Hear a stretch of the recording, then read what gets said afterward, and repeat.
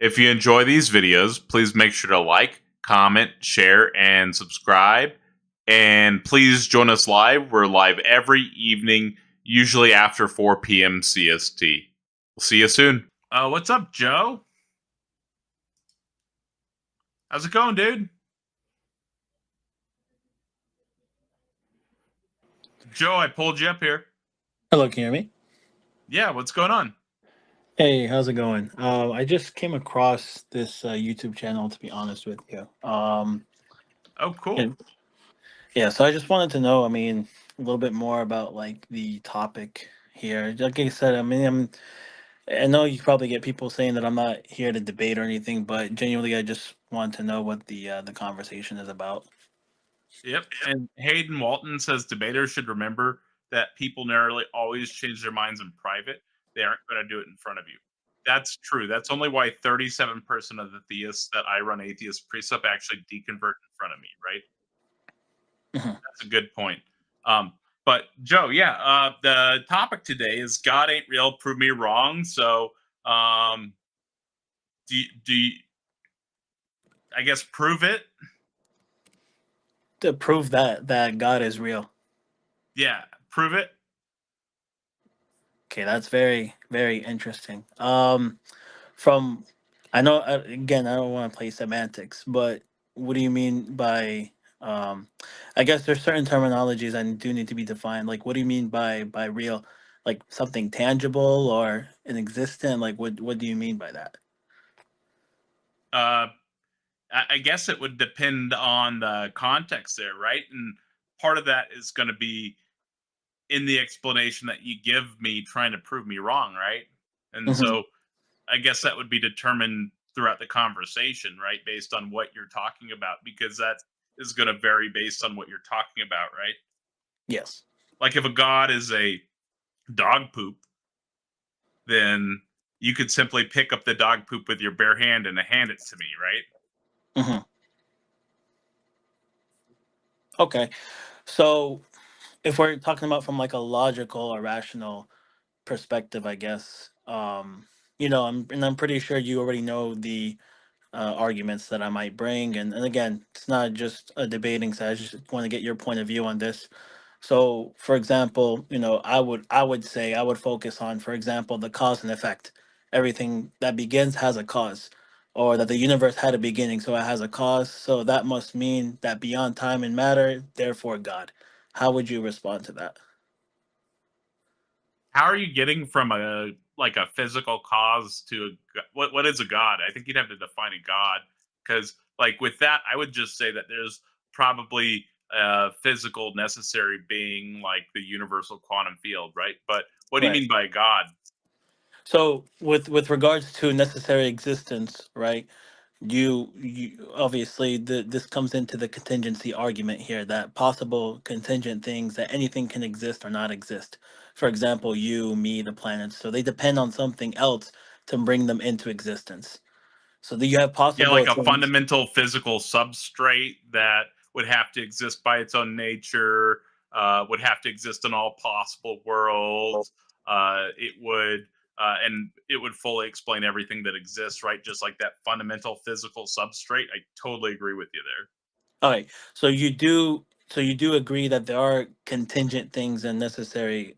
Do you believe? So I know that this is where the conversation would come into, a necessary existence, right? You might not necessarily believe that that necessary existence is God, right? You might believe. I mean, I'm just assuming here. I'm not saying that's what you believe, but some Well, people will what is say. a god? Sorry, what was you said? You're asking me what is a What God? is a god? What is God? Yeah, what is a god thing? Would it depends on I guess it would just depend on the religious background that a person would come from. So if you're talking about, like, for example, from my point of view, like a rational perspective, that God is a necessary being, right? He has no beginning, no end. He exists by himself, independent of everything. Everything else depends on him. So Wait, why from would that, you call a physical thing god? So, um, like we already know what the fundamental thing is, right? It's quantum fields, right? right. And so why wouldn't Why would you call the fundamental quantum field God? So Are you pantheist? no, no, I'm not a pantheist. No. I'm confused. So, and from my paradigm, right, God is not a physical thing at all. So created things are physical. Everything that is physical has shape, size, limits, location, dependency on matter, time. So anything with these qualities is created. So from my paradigm, right, the creator is not like the creation. So in my paradigm, God existed before space, time, and matter. Right? He's independent and not made up of parts or physical matter. If he were physical, he would be limited and dependent like everything else. And that would contradict the idea of a necessary being. So I guess my question to you is I disagree. I feel like you could easily have a physical necessary being, because if you had a fundamental state of the universe from which everything arises from and is fully explained, that also existed by its own nature, so it had the property of aseity, not the right. theological baggage assigned with that usually, but like a more like secular version of that term, just exists by its own nature, has to exist in all possible worlds, right? Something like that, which is more reasonable than the theistic baggage that's usually applied to terms like that. I feel like some type of physical thing could absolutely, especially when we know what the fundamental things in the universe are, could absolutely account for everything that exists. How would you deal with the redundancy then? Because I guess, you know about the science behind the fun, like quantum fields, or did you know anything about quantum fields? Quantum fields, to be honest with you, I've taken courses of this back in college, but go ahead and elaborate for me. Yeah, so I'm just saying quantum fields are the fundamental things, right? It's and I'm just saying that ultimately the math is trying to combine the forces into a more fundamental thing. We hit the singularity because our math fails us, but there are models that calculate back past the Big Bang, and all they're posing is physical stuff like CCC, uh, multiverse. That there's a few different theories that can actually, they're hypothetical models, but they can still kind of calculate past the Big Bang, right? hmm And So they're my only pointing to Mhm. physical stuff. And so you're basically saying, and not made of parts. That's a quantum field, right? But you're saying that it's non-physical. What does non-physical even mean? so let me see. And again, just bear with me on this here, and I do appreciate you giving me time to explain my position. So what you're describing to me, right? You can correct me if I'm wrong. You're describing a very common modern line of thought. So instead of a personal creator, maybe there's just some fundamental, and I'm just using it loosely, right? Fundamental thing, like a quantum field or a multiverse structure, like you mentioned, that has always existed by its own nature and explains everything else. So um, again, what I'm talking about here, what you're describing is basically the idea of a necessary physical reality, right? It has aseity, it has always existed, everything else arises out of it. So you're proposing, and again, correct me if I'm wrong, you're proposing that the ultimate foundation could be a physical reality, like a quantum field or something deeper. So that there is a type of Yeah, that's what the models would seem to suggest. so this is like a type of naturalistic metaphysics, right? And philosophers sometimes call this physicalism with a necessary foundation. So the Oh, question cool, is, so cool. the I'm sorry. Oh, I was just saying, cool. Thank you for explaining that to me. No, I mean I'm not explaining to you as if you don't know. I'm just trying to get a hand here of what your position is. I was just saying cool and agreeing with you. Oh, okay. So tell me about what is non-physical.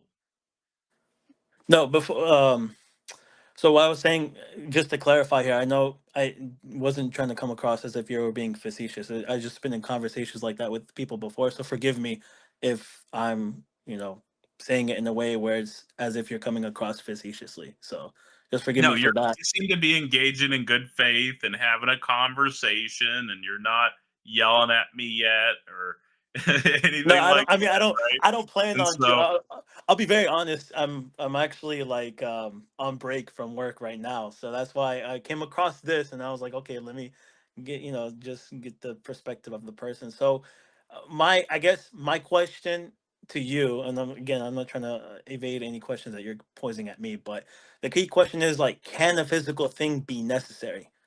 Right. So here's the issue. Everything we know as I physics. already said yes to that when I explained my position, but that isn't what is on the chopping block right now. The non-physical God thing is right. So we know physical stuff exists. We know quantum fields exist. We know quantum fields are fundamental. This is actually scientific knowledge, right? So I have something there, right? Now, what I'm asking is prove me wrong. What is this non-physical thing? What is a non-physical? I'm not familiar with non-physical. That seems like it's made up. Okay. Um. So that's a sharp point that you're bringing up, right? And again, that's like this is probably like the strongest modern naturalistic challenge, right? What you have already, well, I guess what you already have is good, but it's not the end, right? So yes, you do have something real like matter, energy, quantum fields exist. We can measure them, describe them mathematically. They appear fundamental from our current models, but this only covers, in my Yeah, paradigm, and what is within that. it's backed by the Kalam cosmological argument, the ontological argument, and several other arguments, right? And so Right. that's why I'm saying, why are you? What is this non-physical thing you're talking about? Because I already have the ontological argument backing my position. I already have the cosmological argument backing my position. I have Mhm. science backing my position. So I have both philosophy and science on my side so far. So I'm simply asking, what is this non-physical thing? Because I've never heard of that before. That seems like it's a made up thing. Can you describe what that is coherently? What is non-physical in a coherent sense? So like in a logical sense you're asking? Uh, in a way that one could understand it. So saying non-physical wouldn't just be like the opposite of physical. That wouldn't provide any information. I need you to provide it in a way that would provide some type of information that is intelligible. Okay.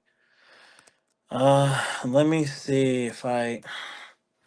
Okay, so with regards to, and I'm again, I don't want to seem redundant here, right?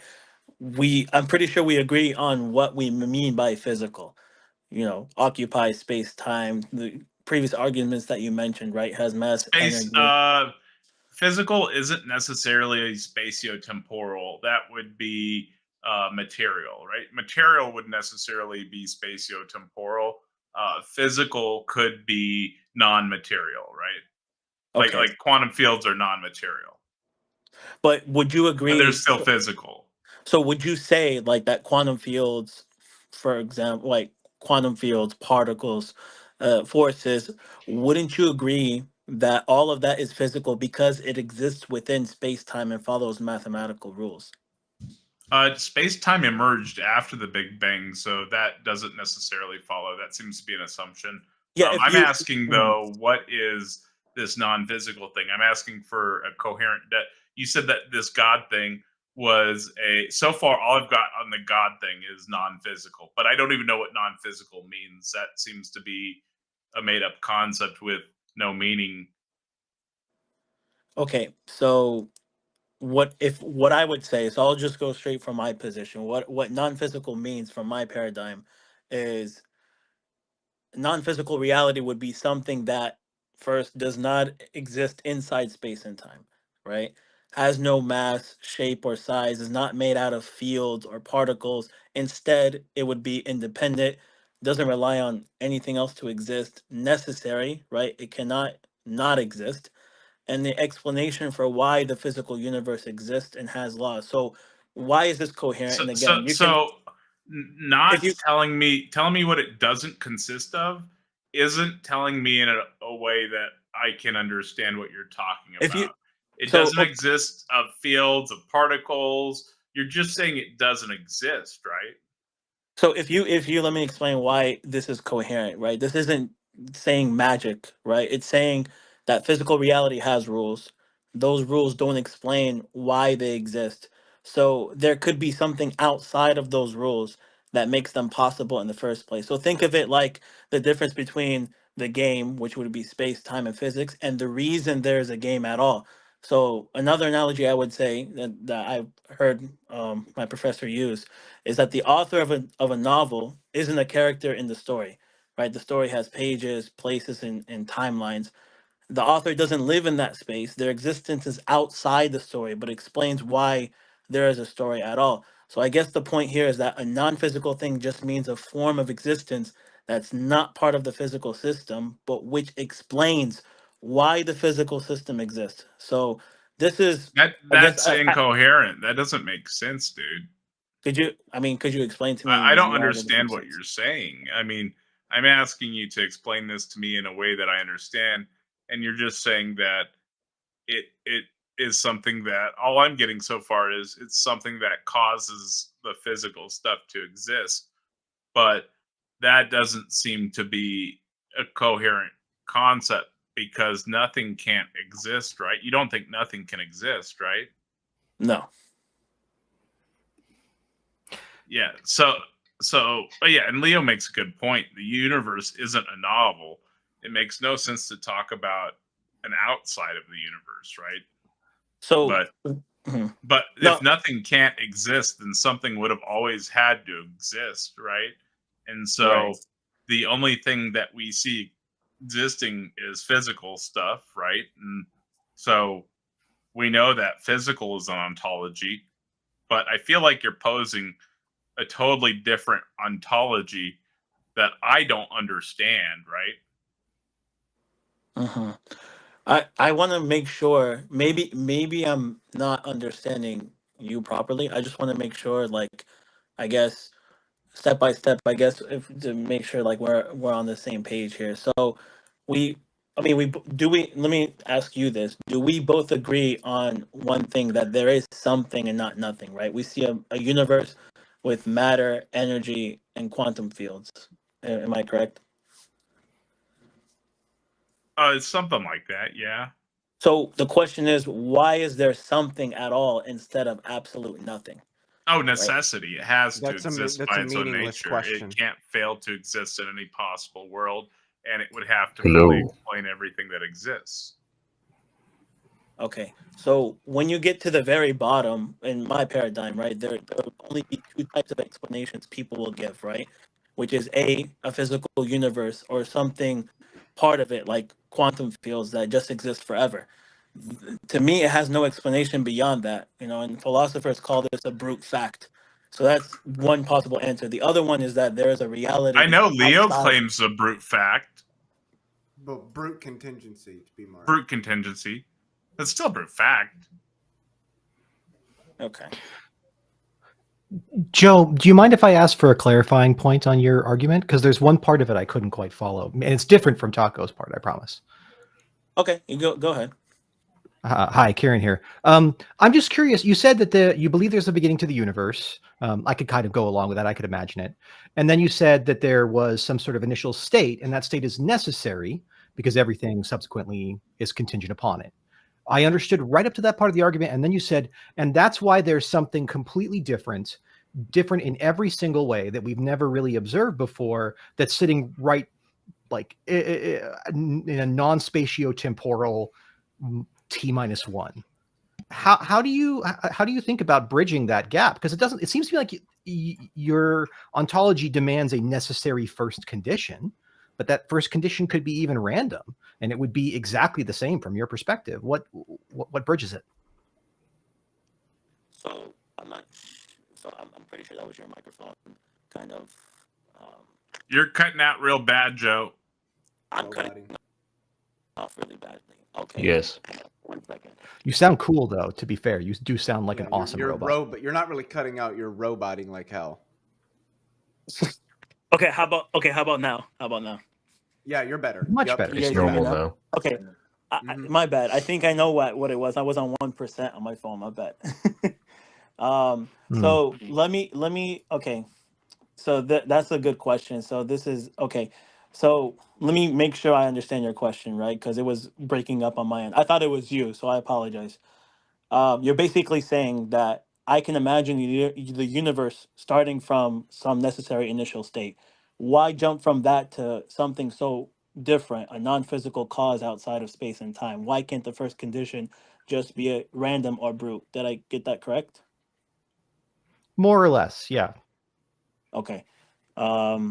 So there is an okay.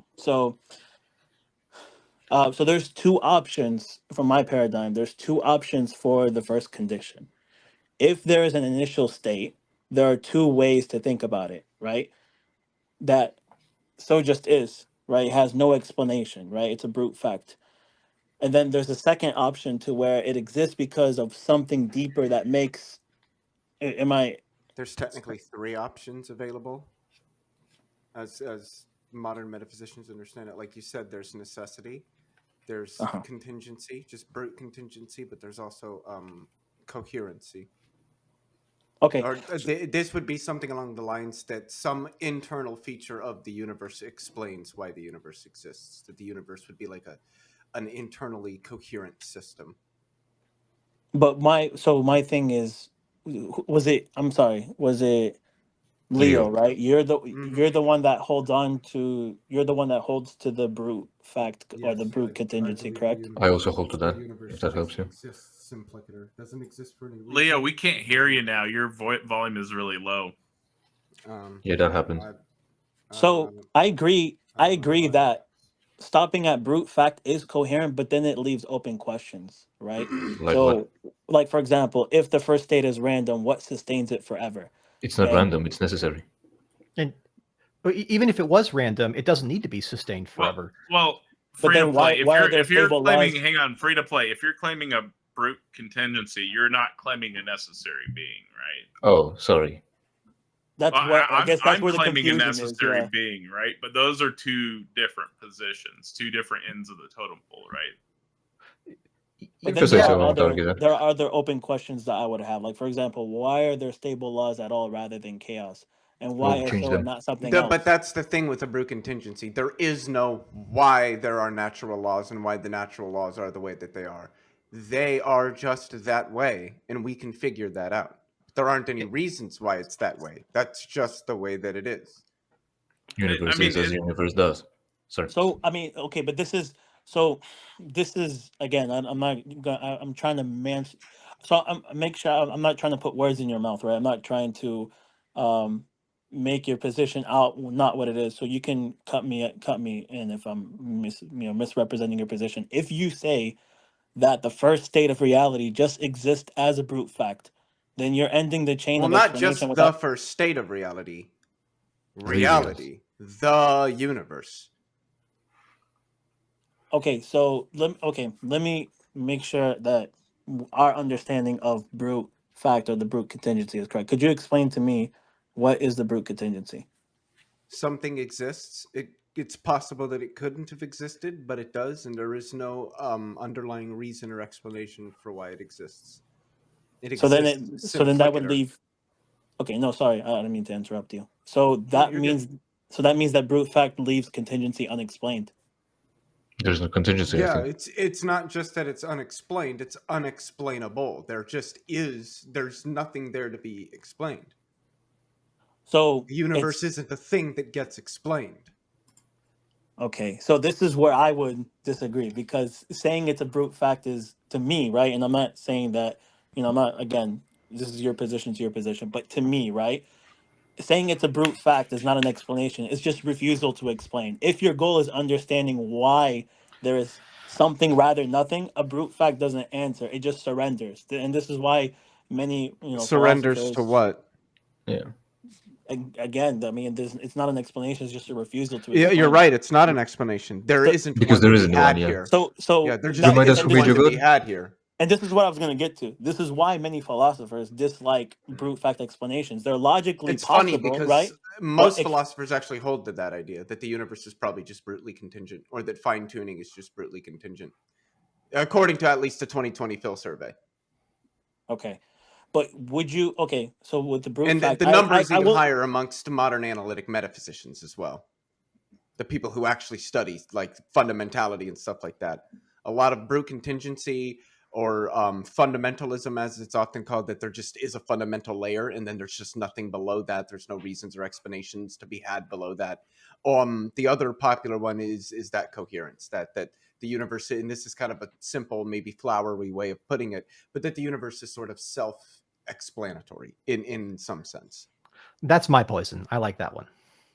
okay, so again, I will give it to you, right? It's with brute fact explanations, right? They're logically possible. I'm not denying that, but Oh, sure. explanation wise, right? Explanatorily, it's empty. And Sure. again, that's just my position. I'm Agree. not. What I would say is that there is no explanation there to be empty because there is no explanation.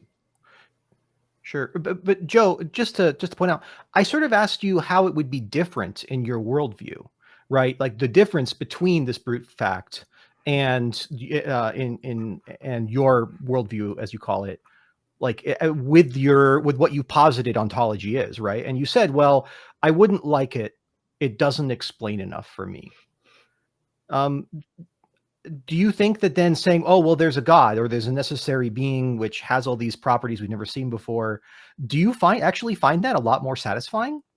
Also, the So- universe doesn't owe you any explanations anyway. Yeah, that's true, but So just I'm gonna go ahead and answer. It was Kieran, right? That was you talking. yes. And I apologize. I mean, you guys can jump in. I just want to make sure, like, I'm addressing who asked it. And I know that was the original question. So, so your question is, do I actually find a necessary being more satisfying than a brute fact?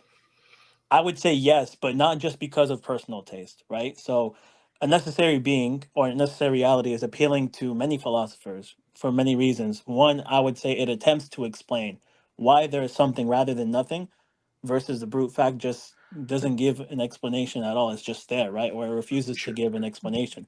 And it also removes arbitrariness. So you end with something that by its nature must exist and could not have been otherwise. So it aligns with our default habit of looking for explanations instead of stopping at just because. Whereas again, brute fact just simply terminates explanation. But there is a trade-off though. There's a trade-off, right? It Yeah, adds, but what as is you the issue, mentioned, though? Well, it just feels like you provided yourself the thing that you wanted, and now you say like that's what's real. Like you didn't get anything extra out of positing any of those things because you were the one who trucked them all in, right? Well, So like uh-huh. generally when we say something like, oh, I'm going to dig for a deeper explanation, we go look and we find something, right? But and then we can iterate on that and provide more details. But what you're saying is you literally invented the entire sequence of ideas after the inquiry, and then you said, well, that explains it, and that's far enough. It seems like you bought one step that you yourself built.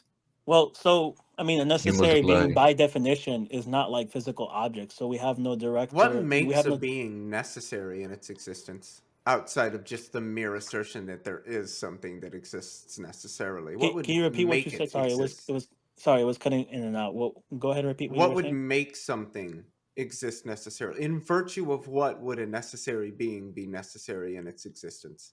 Because all I ever hear is just the assertion that there is some sort of entity and that it is necessary. Its existence is necessary, but I never hear what it is in virtue of that its existence is necessary, outside of it just merely being defined that way, and that's just not enough for me. And this is I mean, why I don't want to be. I don't accept the concept of a necessary being to begin with. I think like certain abstracta, like logical statements, can be necessary in terms of being necessarily true, like that all bachelors are unmarried men or something like that. But in terms of a necessarily existing entity, I'm not sure what that's really even supposed to mean. I just don't. It seems like a vacuous concept. Okay, I don't want to. Again, I'm not trying to be facetious when I say this, right? Well, you're the same person that says that the universe doesn't owe us an explanation, correct? I I said agree. that. I didn't make that statement, but I agreed with it, and I do agree with it. Okay, so again, if you're asking me, right, and just please allow me because I know there's different people just jumping in mid flow when I'm answering a question. So just be patient with me on this. when philosophers talk about a necessary being, and I just want to make sure everyone's on the same page with this, right? Maybe you disagree with it with what I'm going to say about necessary being, but when philosophers do talk about a necessary being, they mean something whose very nature is such that cannot not exist, right? Its existence isn't cause. It's not the result of anything else. It doesn't depend on conditions. So it's contrast with contingent things, which could have been otherwise. So your question, in virtue of what you're asking, what makes it necessary? Isn't it just a definition with no content? I mean, that's a strong criticism. Simply saying So how does the it just universe is. not fit that description? It just, I mean, like I said, I'm trying to be cordial with this. It just people keep cutting me mid flow. I mean, simply saying it just is necessary without giving a reason can sound empty. And what I would say is that philosophers try to avoid this by saying if something is necessary, it has no cause. There is no outside explanation, right? No, Necessity I is know what in. they mean by necessary. I just don't think the concept has any real weight to it. And I don't think many other philosophers do, again, outside of things like certain logical truths that are necessarily true. They're true in all possible worlds. But so most philosophers are going to think that this concept of necessity applies to like the truth of certain propositions. Or something along that line. They're not going to think that that existence is going to be necessary, that something can that the existence of something is necessary. I think a lot of people misunderstand what existence is. Existence is not a property. Things don't possess the property of existence. Existence is not a predicate. It's not something that you predicate about things that they exist. Existence is a semantic primitive and a primitive concept. Everybody knows what it means. If I said that unicorns don't exist, everybody knows what I mean. Even the trolls that act like they don't, they do. If I said that oak trees do exist, everybody knows what I mean. Like it's not up for debate. Everybody knows what these terms mean. They have meaning, but that meaning isn't given in terms of any other terms. It's a primitive concept. So I am by no means a professional metaphysician, but having examined the literature and a lot of like work in ontology and meta-ontology, these kinds of arguments are not convincing for most of the professional philosophers working in this area. Like I said, most of them are going to hold to some sort of metaphysical foundationalism or fundamentalism, or if not, then some sort of coherentism. This idea of there being some sort of necessary ground of existence or something along these lines is something that's never just been. It's not an idea that's been well captured, and just like I said, it's just vacuous. Okay. So okay, because there were several things that you said. So existence, I guess your claim of existence as a primitive concept does not answer why. And you're right, existence is primitive. We all understand what it means for unicorns to not exist or for oak trees to exist. But saying we understand existence does not explain why there is something rather It's than not nothing. trying to. It's not trying to explain that. I would argue there is no explanation for that. That is a meaningless question. So let me ask you this: I can answer it. would you say that Try the to. question, why is there something, is ontological about why there is any being at It all? seeks to be an ontological question. It asks about existence, but I think it's a meaningless question. But primitive concepts are epistemic, right? About how we think. Mm-hmm. So knowing what exists means, or knowing what exists means, does not explain why existence itself exists. If that Well, makes sense. existence isn't a thing that exists. Existence is, again, just a primitive concept. There are things that exist and there are things that don't. So when you say Existence these isn't like kinds a of arguments, state so when you of being. That's okay, It's not a degree of freedom. It's not a property.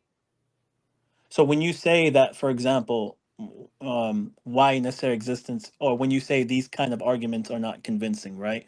The Mm-hmm. underlying complaint seems to be like they sound like word games. They don't tell us anything, but the content of the argument is real. So contingent things requires an explanation. right? And That's the problem. What you're doing is you're assuming a PSR, a principle of sufficient reason. I say A because there's multiple different variations, but generally speaking, the principle of sufficient reason, which I would presume you're probably somewhat familiar with, is the idea that all contingent things must have some reason or explanation for why they are the way that they are and not some other way. Because what it means to be contingent is that you are some way, but you could have been some other way than what you are. So what explains why this thing is the way that it is rather than some other way, if it could have been some other way, but it isn't. And I reject the PSR. Most metaphysicians, most philosophers, again, at least according to the 2020 Phil survey, reject the PSR. They don't hold to a principle of sufficient reason. So I'm not convinced that all contingent things need explanations. I fail to see what the entailment is there. You did mention something interesting, right? You said that, that existence is primitive, right? Even like with primitive concepts, they still demand metaphysical explanation. So even if exists, I don't think so. So at least let me explain, and then you can respond to why. I mean, I think he know you've understands mentioned it already. before. I'm sorry.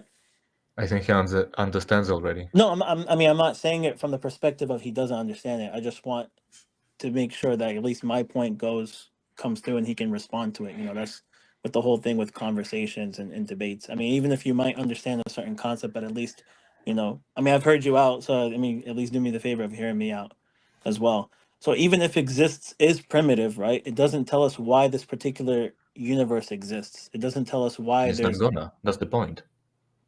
It's not about it. What? So who's that speaking? Is it Karen or who's that? Free to play. Okay. That was Leo's cat. Okay. I like the cat. So, okay. Sorry, I'm just trying to make sure I'm like thinking through, because there was a lot of things thrown at me. So I'm just trying to make sure like I'm making a coherent argument. I mean, I might say something and it might sound like it's not coherent, so just forgive me for that. But I'm gonna go get some water. I mean, I can if still your hear you. worldview, if your I'm sorry? worldview is incoherent, you're not gonna keep explaining it for well, no, us. it's not. It's not that. It's just because a lot of things were thrown at me, so I'm just trying to make sure that I'm like answering them directly. I'm not trying to evade any questions. I mean, there's a lot of different worldviews, right? And we're just conversating on, brute fact What's and necessary yours? existence. I'm sorry. I would hope you would present your worldview as opposed to all of them. I mean, I mentioned it earlier with Karen. I mean, you guys came late to the conversation. Yeah, that's true. But can we stick to your worldview? Because for so far, I did only hear that philosophers say this about that. Philosophers say something else about something else. It hardly sounds like you're arguing from your point of view. Well, no, I mentioned in the beginning that it was just a dialogue. I'm not here to debate. It was just a dialogue to see what your perspective, what your view is on certain worldviews. That's why I came on there. I mean, who I think it was Breakfast Taco. I mean, you could kind of vouch for me on that. I didn't come with the intention to debate or argue. So have we been unclear about our views? Well, that's what I'm saying. You guys are kind of displaying different views here. I mean, I don't know what many of your viewpoints are. I mean, I'm pretty sure most of you agree with the brute contingency. Am I correct? I don't So know I'm just what the trying to figure label out is. why brute contingency is more coherent than the necessary. Because it doesn't multiply beings without above necessity. Yeah, but as I mentioned before, it doesn't give an explanation. It just says just it's not supposed to. There is no explanation. Well, I also, I mean, like, it's true. It does not give an explanation today. It may eventually be incorrect. But it seems like a safer move than what you're doing. Like I said, there's nothing in your explanation stepping one step past the start of time that you didn't bring into it already, right? Everything there is your own prior idea.